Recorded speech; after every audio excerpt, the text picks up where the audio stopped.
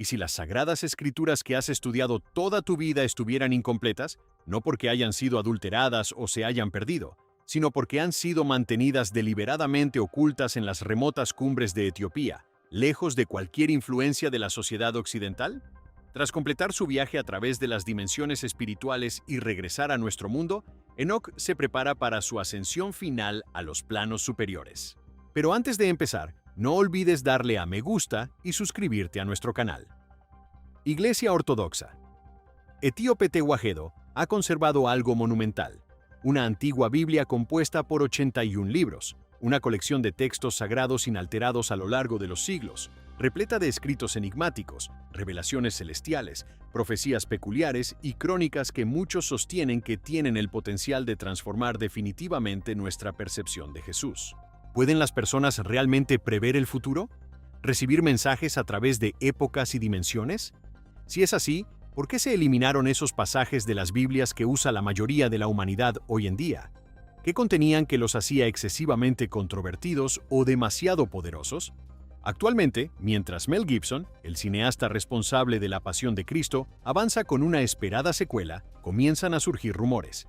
Algunos especulan que estos textos olvidados podrían sentar un precedente, trayendo conceptos antiguos y secretos al centro del debate mundial. La cuestión ya no es si estos documentos existen. La verdadera duda es, ¿qué sucederá cuando la sociedad finalmente reflexione sobre lo que ha sido excluido? No existe una única Biblia exclusiva. Este hecho sorprende a casi todos. Nunca ha existido una sola Biblia exclusiva. El canon protestante consta de 66 volúmenes, la Biblia católica de 73. La colección ortodoxa oriental incluye algunos volúmenes adicionales, y la Iglesia Ortodoxa Etíope Tehuajedo, una de las órdenes cristianas más antiguas del mundo, acepta 81 volúmenes. Algunos estudiosos los enumeran de forma diferente, según cómo agrupen los registros, pero la cuestión persiste. La comunidad etíope es mucho más extensa, y esto no se debe a una facción desconocida o insignificante. El cristianismo etíope se remonta a casi 2 milenios. El libro de los Hechos 8 relata el episodio de un eunuco etíope, alto funcionario de Candace, soberana del imperio Aksumita, que estaba leyendo el manuscrito de Isaías cuando el discípulo Felipe se lo encontró en el camino. Este relato también aparece en el Nuevo Testamento. La conexión de Etiopía con el contexto bíblico no es un detalle menor. Está directamente presente en el texto mismo. El reino de Aksum, ubicado en lo que hoy es el norte de Etiopía y Eritrea, estableció el cristianismo como su credo oficial en el siglo IV, convirtiéndose en uno de los primeros estados del mundo en hacerlo. Casi al mismo tiempo, los escritos comenzaron a traducirse al ge'ez, un dialecto semítico que continúa sirviendo como lengua litúrgica de la iglesia etíope. El documento que ven aquí data de alrededor de 1720. Consiste en los evangelios de Mateo y Marcos escritos en ge'ez. Cuando se produjeron estas versiones, incluyeron obras que otras tradiciones acabarían descartando. Obras como Primero Enoc y el Libro de los Jubileos, a veces llamado Pequeño Génesis, que relata pasajes del Génesis y el Éxodo, con un querubín narrando la historia a Moisés en el Sinaí, añadiendo detalles sobre anales, pactos y la lucha metafísica que subyace al viaje humano. La ascensión de Isaías, con su notable contemplación de 7 estratos celestiales y un ser sagrado que desciende a través de todos ellos. También existen otros manuscritos, como El Pastor de Hermas, un texto sobre revelaciones y preceptos éticos ampliamente estudiado en la iglesia primitiva del Mediterráneo, y los volúmenes de los Macabeos etíopes, que no tienen equivalente en ninguna otra colección cristiana. Estos registros no surgieron como una adición posterior, sino que se integraron en los fundamentos del cristianismo etíope desde sus primeros siglos. No se consideraban extraños ni profanos, eran escrituras, se recitaban en los templos, eran examinados por sabios y transcritos por figuras religiosas. Mientras que el resto del mundo cristiano restringía su canon, Etiopía mantenía uno más extenso, y, debido al confinamiento geográfico de las mesetas etíopes, rodeadas de desiertos, picos y circunstancias políticas imperiales, estos textos perduraron en un legado manuscrito casi ininterrumpido durante más de un milenio. El resto del mundo avanzó. Etiopía se mantuvo firme, y lo que preservó podría transformar tu comprensión del cristianismo. Se mencionó a Enoc. Hablemos del libro de Enoc, pues es el que más resuena en la gente. El primer Enoc, también conocido como el libro etíope de Enoc. El libro de Enoc, el etíope, tal como se registra aquí, es superior a Abraham, el bienaventurado, y a Moisés, el primer ser humano completo. Dado que la única traducción completa conservada está en Ge'ez, el escrito se atribuye a Enoc, bisabuelo de Noé. En el Génesis, Enoc apenas aparece, solo se relata que caminó con el Creador y luego desapareció, pues Dios lo capturó. Eso es todo. 7 generaciones después de Adán, simplemente desaparece de la narración. Sin embargo, el primer libro de Enoc amplía todo lo que el Génesis omite. Es una obra profética vasta e impactante. Los querubines caídos, llamados vigilantes, descienden al mundo, se unen con mujeres humanas y difunden conocimientos prohibidos, metalurgia, hechicería y astronomía. Sus herederos se convierten en los Nefilim, seres colosales que asolan la tierra. Dios se venga enviando un diluvio para purificar el mundo. Pero antes de que esto suceda, Enoc emprende un viaje a través del universo.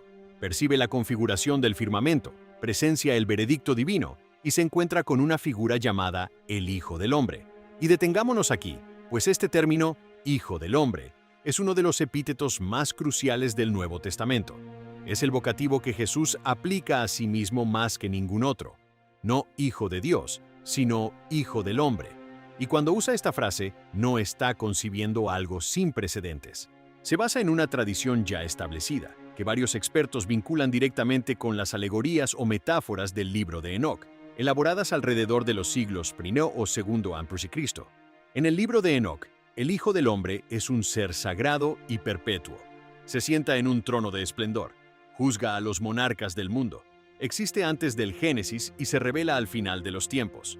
Si esto les suena familiar, es porque lo es. Estas descripciones coinciden con la forma en que se presenta a Jesús en los Evangelios y el libro del Apocalipsis. Entonces, ¿por qué Enoc está ausente de la mayoría de las Biblias? Los primeros cristianos lo conocían perfectamente.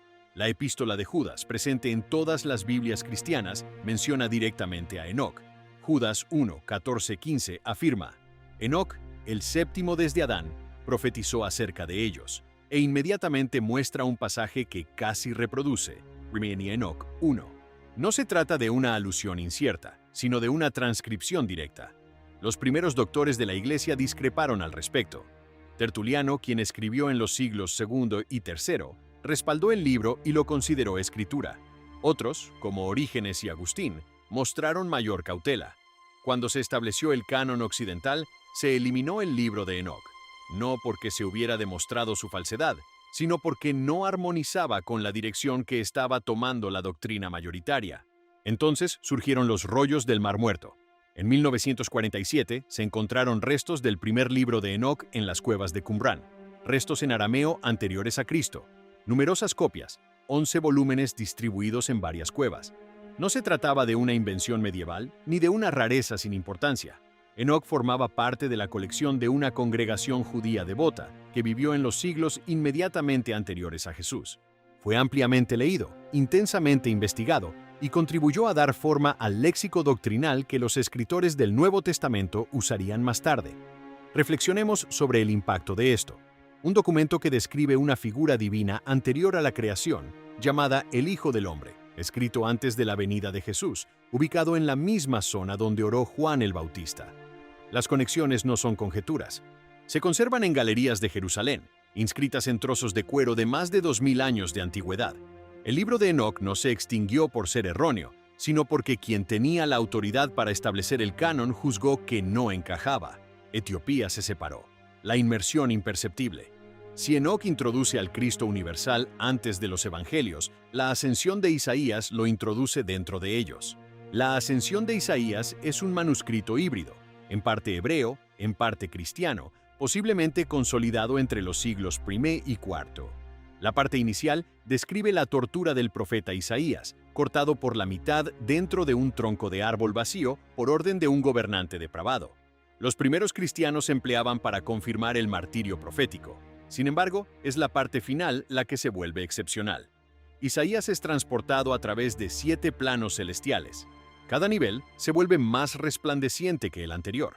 En los planos inferiores, los ángeles están en conflicto. Hay fricción, orden, lucha. A medida que Isaías asciende, el brillo aumenta, la alabanza se vuelve profunda, y la frontera entre lo mortal y lo sagrado se difumina cada vez más.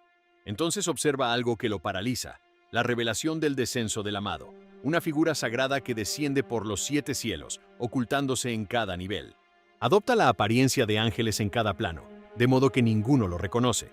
Desciende completamente al firmamento y luego a la tierra, donde nace de una mujer, habita, sufre, muere y vuelve a la vida. Después, asciende de nuevo por los 7 cielos, esta vez mostrado en todo su esplendor, con cada ángel inclinándose a su paso. Consideremos las implicaciones doctrinales de esto. No se trata simplemente de la resurrección como un retorno a la existencia, sino de la resurrección como una recomposición universal, un ser sagrado que trasciende las capas de la realidad, despojándose de su apariencia y retomando el dominio sobre todos los ámbitos de la vida. Es una descripción mucho más minuciosa, alegórica y visualmente impactante de la trayectoria de Cristo que cualquier punto del canon común. Esto conlleva significados que trascienden la teología. Si los primeros cristianos, en gran número, percibieron el acontecimiento de Cristo como un suceso universal que se desarrollaba en diversas dimensiones de la realidad, entonces la resurrección no fue simplemente un prodigio en un jardín.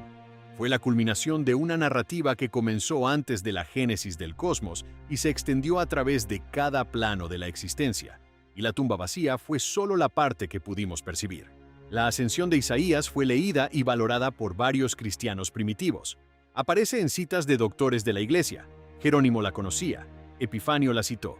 Sin embargo, al igual que Enoc, no se incorporó al canon definitivo, excepto en Etiopía.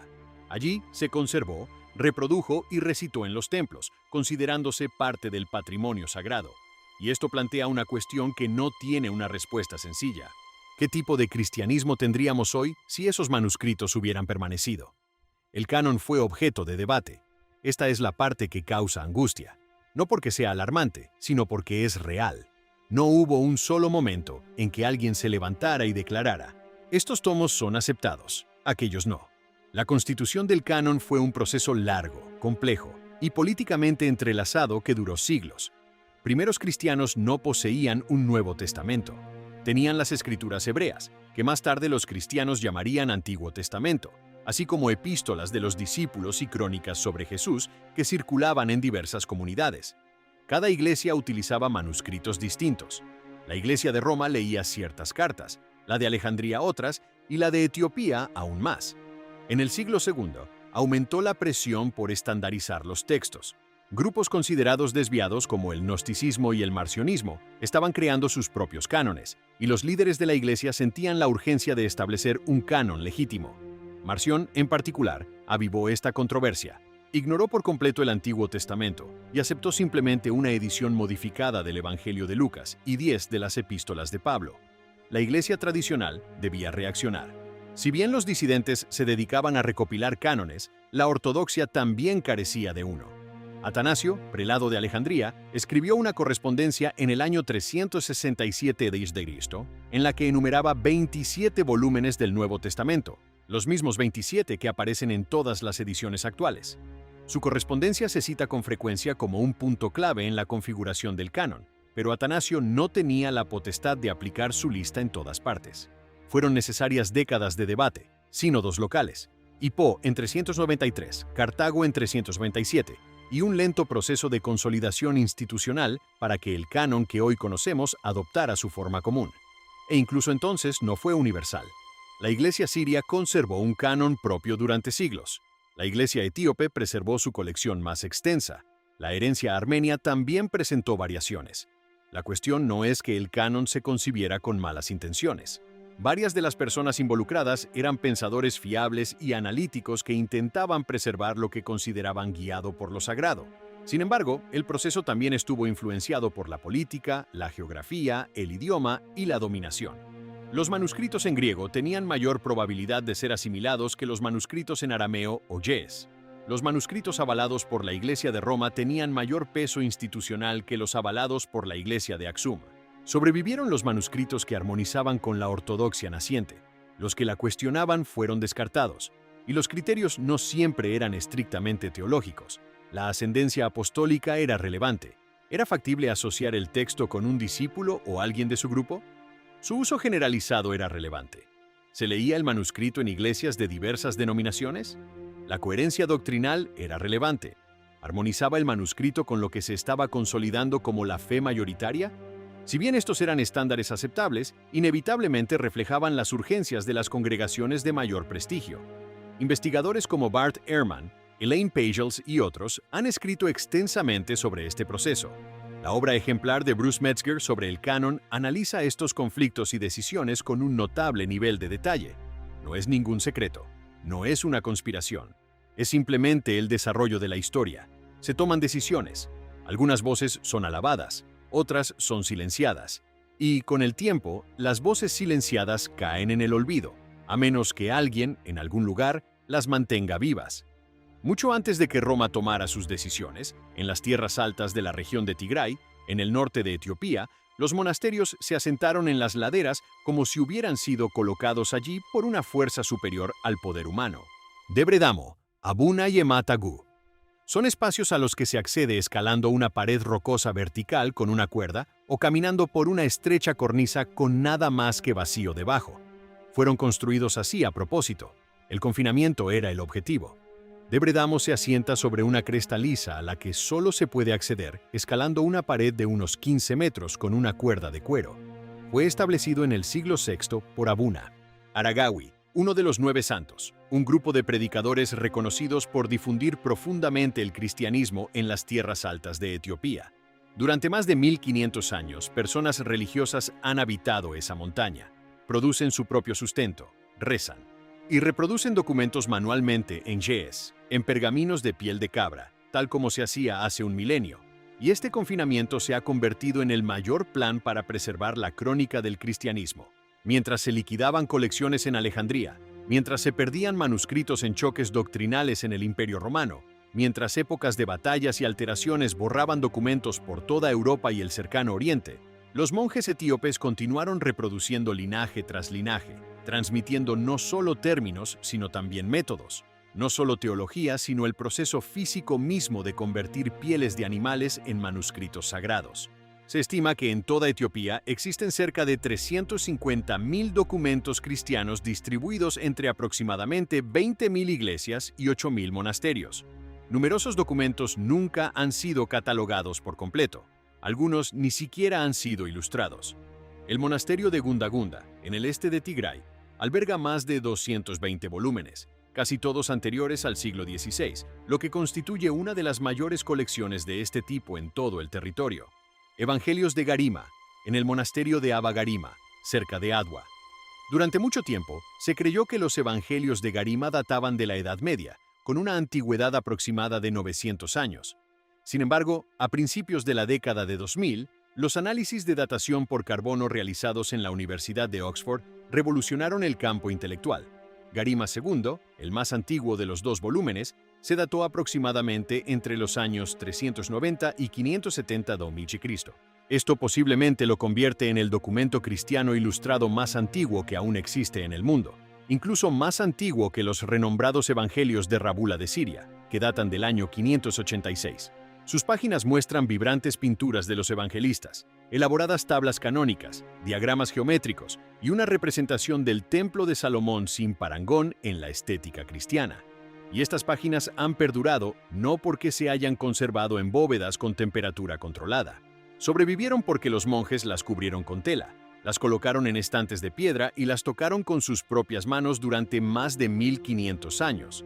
El tinte es original, los tonos son originales, incluso las costuras son originales. Pero esta crónica de preservación no es simplemente algo del pasado, sino que permanece dolorosamente presente. En noviembre de 2020, la lucha comenzó en la región de Tigray. Grupos federales etíopes y milicias eritreas marcharon por las tierras altas. Debre Damo, el convento del siglo VI, situado en lo alto de un acantilado casi inaccesible, fue bombardeado con fuego de cañón en enero de 2021. Guerreros eritreos escalaron hasta la cima y lo saquearon. En el convento de Waldeba, en el oeste de Tigray, monjes y monjas informaron que las tropas invasoras robaron más de 3.000 documentos en cuero y más de 300 crucifijos antiguos de oro y plata. Los documentos robados comenzaron a aparecer en eBay, ofrecidos por varios cientos de dólares cada uno. Un informe de la diócesis ortodoxa de Tigray verificó que 326 miembros del clero fueron asesinados en los primeros 3 meses del conflicto. Al menos 40 iglesias y conventos sufrieron daños comprobados, y es probable que cientos más se vieran afectados. El paradero de los evangelios de Garima permaneció incierto durante meses mientras duró el conflicto. Consideremos lo siguiente: 15 siglos de conservación ininterrumpida, que resistieron ataques en el siglo XVI, incursiones coloniales italianas, escasez de alimentos y golpes de Estado. Y luego, en cuestión de semanas, manuscritos únicos desaparecieron entre la niebla de una batalla contemporánea. El patrimonio documental etíope es de una magnitud impresionante. Decenas de miles de manuscritos aún perduran por todo el país, protegidos en conventos, templos y reservas privadas. Cada pocos años, un nuevo hallazgo acapara la atención. Un texto previamente ignorado, una forma antigua, un manuscrito que altera el orden de las crónicas literarias cristianas. En las últimas décadas se han puesto en marcha proyectos internacionales gestionados por expertos de la Universidad de Hamburgo, la Biblioteca Británica y el Museo Hill. Y la Biblioteca de Manuscritos de Minnesota se ha esforzado por escanear tantos documentos como sea posible antes de que se pierdan con el tiempo, debido a conflictos o al abandono. El 95% de los manuscritos de Etiopía se conservan en iglesias y monasterios, no en galerías.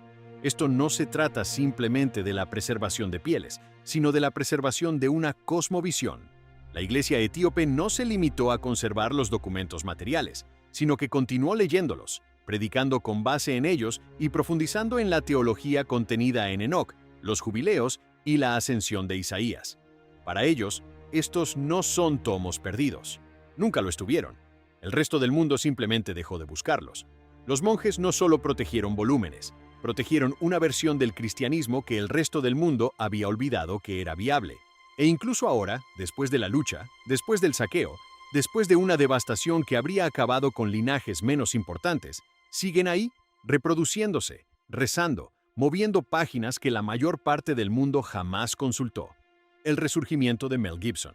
En 2004, La Pasión de Cristo de Mel Gibson recaudó más de $600 millones en taquilla mundial.